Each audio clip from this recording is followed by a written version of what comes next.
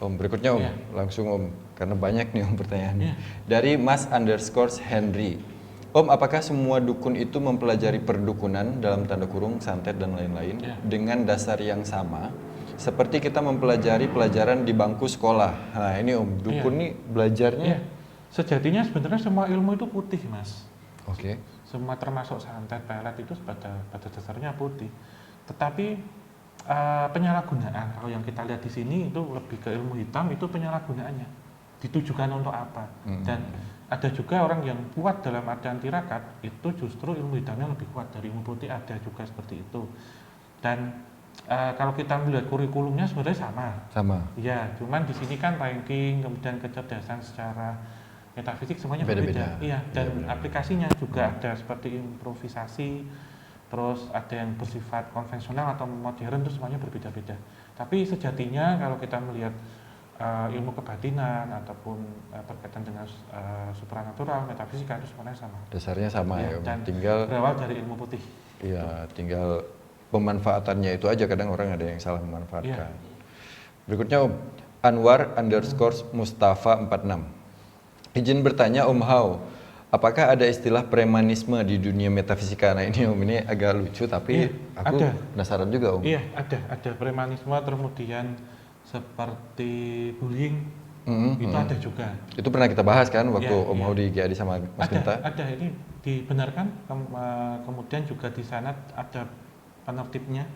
Jadi seperti penegak hukum lah dalam tanda kutip, itu ada juga. Komplit sama seperti kita. Dan preman-preman ini dalam interdimensi ya, dalam dunia metafisika di sana itu juga nanti akan menjauh, akan melebar itu juga ke dunia kita, ke alam kita. Sehingga kalau kita datang ke suatu lokasi, kemudian kita diminta untuk membawakan sesaji contohnya. Oh, itu contohnya. Itu contohnya itu sebenarnya pemalakan juga, Mas. Ada seperti itu jadi hampir sama. Jadi terus, bisa interdimensi juga. Ke kita terus ada yang sering usil dengan tujuan kalau nggak dikasih kopi atau nggak dikasih rokok dikerjain gitu. Ya sama. Ada. Om yang paling preman Om. Apanya? Ada nggak sih misalnya apa gitu? Ya, yang terkenal preman gitu, sosok? Ada Mas. Ada. Cuman ini di beberapa tempat pasti ada. Kalau kita sebut di sini tempat angker, tempat keramat ataupun tempat wingit, itu ada. Ada premannya. Ada preman baik, ada preman jahat, itu juga ada. Preman baik misal setelah kita nego minta apa gini-gini kemudian mengamankan. Jadi sosok-sosok astral yang kemudian ingin menyerang atau apa itu diamankan gitu. Itu ada juga. Yang ketua geng lah sama seperti kita juga sih sebenarnya Om. Iya, sama. Berikutnya Om dari Dina_Savitri. Hai Om Hao, izin bertanya. Kalau suka lihat angka sama itu apakah hanya kebetulankah atau ada something? Terutama kalau lihat jam. Ini mirip Om pertanyaannya sama yang berikutnya, aku langsung bacain ya Om, dari its_lakuna. Om Hao pernah cerita soal angka kembar yang sering secara tidak sengaja terlihat. Kata Om Hao, itu seperti sebuah kode yang bisa dipecahkan atau diartikan maknanya. Nah pertanyaannya, apakah ada arti dari fenomena unik ini? Karena akhir-akhir ini sering secara tidak sengaja lihat angka kembar, khususnya di jam. Iya, itu saya sebut ya 1111 ya. Ini sebenarnya adalah angel number ataupun angka malaikat ya. Ini berasal dari guardian angel ataupun sebelumnya yang sudah kita bahas adalah saudara ataupun sahabat imajiner. Ini yang memberikan kode ke kita atau menyampaikan pesan-pesan. Ini sebenarnya simbol ataupun pesan dari alam semesta. Tetapi setiap orang pasti berbeda-beda. Ya. Intinya seperti itu. Saya tidak bisa menjabarkan, tetapi angel number ini adalah seperti kode gitu, memberikan kode berarti ya. Dan ini kalau hanya melihatnya jam 11 lebih 11 menit itu sebenarnya masih umum Mas, karena orang akan lebih bisa mengambil itu. Misal kayak kita lihat ini nih, di sini ada kipas, kemudian ada tripod, ada tiang. Ini kan bentuk angka 11 juga. Satu. Contohnya seperti itu. Atau ada 4 orang berdiri, ada 4 pohon gitu sama. Enggak melulu dalam bentuk angka satu-satu. Itu sebenarnya kalau jam 11 itu sebenarnya umum. Yang paling umumnya itu. Umum, semua orang hampir bisa diberikan seperti itu karena bentuk dari guardian angel ataupun sahabat imajiner yang akan berkomunikasi dengan kita. Jadi guardian angelnya ini mau komunikasi gitu. Memberikan sandi gitu, informasi. kode alam semesta. Sebenarnya akan bisa kita gali itu saat malam hari di atas jam 1 gitu, jam 1 lebih 11 menit atau jam 00 lebih 11 menit, karena akan ada getaran ya, vibrasi dari alam semesta itu entah apa, setiap orang pasti berbeda-beda. Kalau ditungguin nggak bisa ya? Nggak bisa, gitu nggak bisa. 11 lewat 10, tungguin semenit bisa, lagi. nanti tiba-tiba, dan itu nggak seharus jam 11 tuh kayak sekarang nih. Iya, Di depan kita ya, juga ada sebenarnya ada 11-11. 11, bentuknya seperti empatian. Oke. Lanjut Om. Dari ARLPNXX. Om mau tanya apakah ada makhluk halus penunggu sebuah kendaraan, dalam tanda kurung kereta, bus dan lain-lain. Kalau ada, apa itu menetap di kendaraan tersebut atau pindah-pindah? Makasih sebelumnya Om. Ya, kalau itu disebutnya kodam ya, karena ada di benda, itu hampir semua benda, jadi tidak hanya alat transportasi, bahkan sendok garpu itu juga bisa ditempati Mas. Oleh kodamnya gitu? Iya, oleh kodamnya. Tetapi kalau kita lebih melihatnya lebih dalam, di sini kereta api atau bus bisa dipergunakan untuk sarana transportasi berpindah. Makhluk gaibnya itu? Iya. Ya kalau nanti ada pertanyaan loh, mereka kan bisa teleportasi, ya tidak semuanya. Ya, tidak semuanya ini dalam artian kan kalau berpindah dengan teleportasi selain memerlukan energi yang tinggi, pasti usianya juga harus tua. Contohnya ya, kalau kita lebih jauh ya, tetapi mereka juga mencari sesuatu yang simpel. Iya, benar-benar. Tentunya menggunakan kereta api di sini, karena memang perjanjian di awal dulu waktu pembangunan sudah kita sebutkan di Jawa Berkalung Besi, memang ada perjanjian gitu Mas, termasuk juga digunakan untuk itu, bahkan itu sampai sekarang. Sehingga kalau kita lihat, ini mungkin teman-teman relevan tahu dulu istilah ada gerbong aling-aling ya, yang di belakang sendiri itu aling-aling itu yang misal menggunakan gerbong K2 atau bisnis yang kosong, itu benar-benar penuh mereka numpang gitu. Jadi kalau misalnya lewat kereta ngelihat gerbong kosong, nah itu belum tentu kosong. Belum tentu kosong, bahkan bangku-bangkunya, apalagi maaf ya kalau sekarang kondisi pas COVID-19 gini kan ada pembatasan untuk space penggunaan tempat 50%, yaitu 5% bisa ditempati. Bahkan siang hari, nggak hanya terbatas malam hari. Mantap. Kita lanjut dong. Ya, di sini tidak menakut-nakuti, dan ini juga berlaku untuk transportasi lain. Jadi bisa bis, bisa mobil, motor, bahkan motor kalau kita goncengan kan ada yang goncengin free. Dan juga pesawat terbang juga ada, kapal juga ada. Dan sebenarnya kan nggak perlu takut kan ya Om, karena kita melakukan aja aktivitas kita biasa. Iya, sebenarnya di sini tidak ada gangguan, juga tidak apa ya, berdampingan sebenarnya kita. Di sini sebenarnya berdampingan, dan misal kalau saya naik kereta pas malam, ada satu bangku kosong, kursi kosong, kemudian ditempati yang memiliki kursi, mereka akan pindah gitu, atau setelah mencapai destinasi tujuannya mereka akan turun. Gitu. Oke, ini lanjut, masih nyambung nih Om. Dari Aditya Pratama.am. Mana saja sih Om rute KA yang paling banyak mengangkut makhluk tak kasat mata? Misal dari satu kota ke kota yang lain. Mana sih Om sebenarnya rute KA? Boleh nggak sih Om kita sebutin? Boleh sih sebenarnya, nggak apa-apa. Kalau untuk rute itu sebenarnya mengikuti ini ya Mas ya, mengikuti beberapa kereta-kereta yang dulu pernah berjalan di masa era kolonial, karena berkaitan dengan residual energi. Sebenarnya ada rute itu Jakarta Surabaya, jelas itu ada rutenya. Oke, baik. Ada ya beberapa kereta, ya kereta malam, kereta siang ada. Terus beberapa rute jalur kereta api yang sudah non operasional, jadi tidak aktif lagi, itu masih ada sampai sekarang.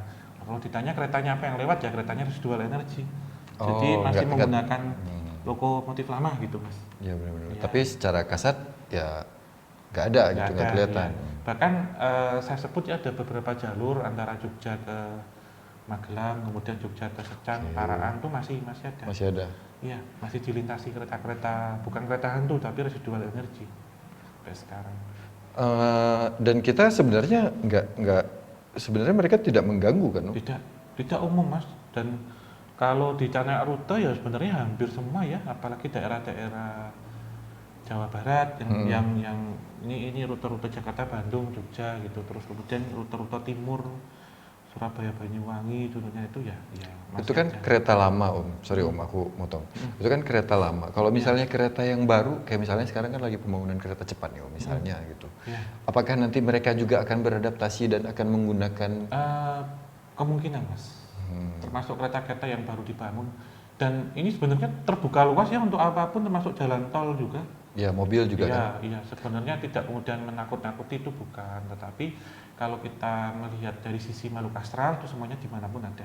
Iya, Bahkan di benar. bandara juga ada yang terkenal modern itu. Iya. Ada. Dan sebenarnya kan nggak perlu takut kalau misalnya apa karena ada yang bilang ada beberapa kejadian misalnya motor tiba-tiba jadi berat apa Iya, segala macam. mobil juga mogok berarti. Itu gimana sih Om? Ya, ya itu mereka kan numpang ya Mas, numpang Ah. itu pasti memberikan beban ya, beban di Iya. sini berbeda dengan beban secara nyata, tetapi di sini adalah beban yang tidak terlihat astral. Iya, Itu tidak lebih berbeda ya.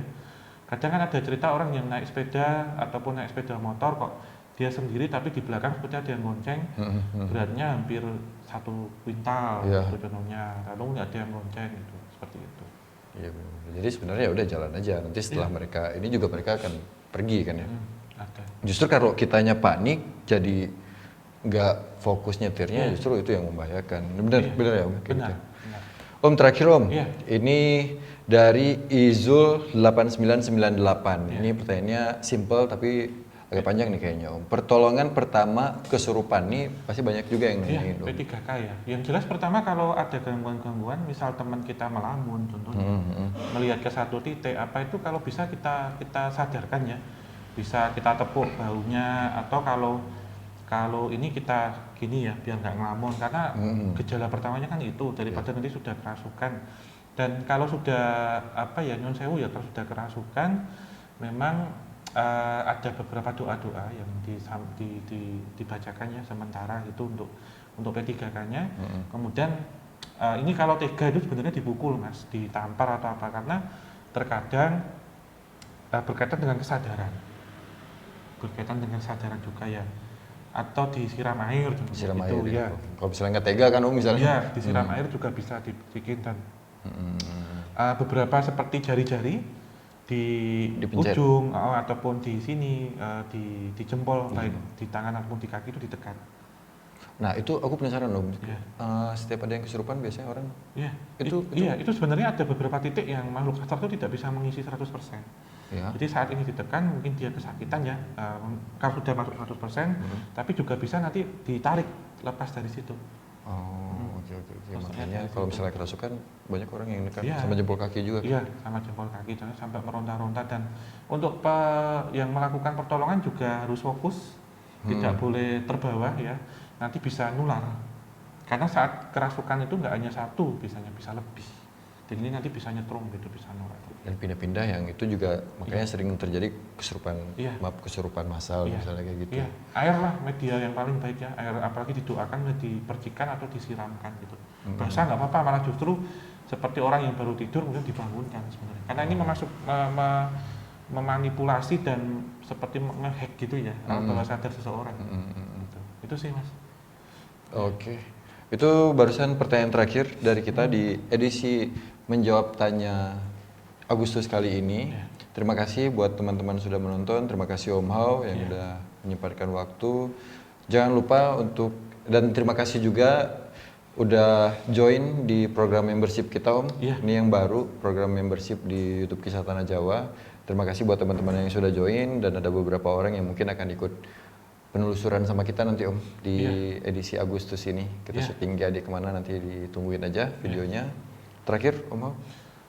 Iya ya, ini kalau kita melihat dari sudut pandang apapun, jelas kita berdampingan karena kita ada habu minallah, habu minanas, habu minalam Habu dengan minalam. makna asal kalau atau di hite karana kalau dalam kepercayaan agama Hindu.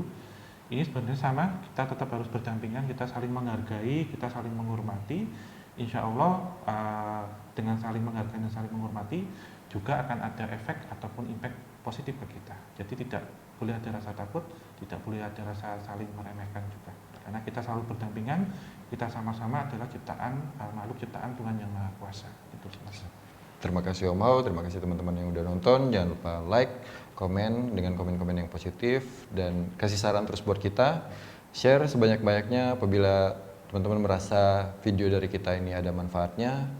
Dan like, terakhir jangan lupa subscribe juga. Ini udah hampir nih Om. Ya, hampir ini udah hampir 1 juta dan ini lepas dari itu kita sudah merencanakan kita sudah plan untuk ke Alas P, di Plat P, di ujung timur Tanah Jawa. Waduh. Kita sudah memperhitungkan dan ini juga memperhatikan protokol kesehatan dari COVID-19. Ya, insya Allah nanti kita akan survei dahulu, insya Allah bulan-bulan dekat ini, karena ini akan menjadi rangkaian penutup di tahun ini. Dan tahun 2021 kita akan kemana nanti minta saran lagi. Iya, benar. Terima kasih. Tenang, kita tidak akan lupa gitu ya. Nggak akan lupa sama janji kita. Jadi terus dukung kami, terima kasih. Tidak akan pernah ingkar janji. Tidak akan pernah ingkar janji. Karena netizen nagih janji. Waduh, netizen nagih janji. Kita nggak akan ingkar janji. Oke, akhir kata ya. Wabillahi taufik wal hidayah. Wassalamualaikum warahmatullahi wabarakatuh. Mugi tansah binaringan rahayu sakum dumadi. Amin ya rabbal alamin.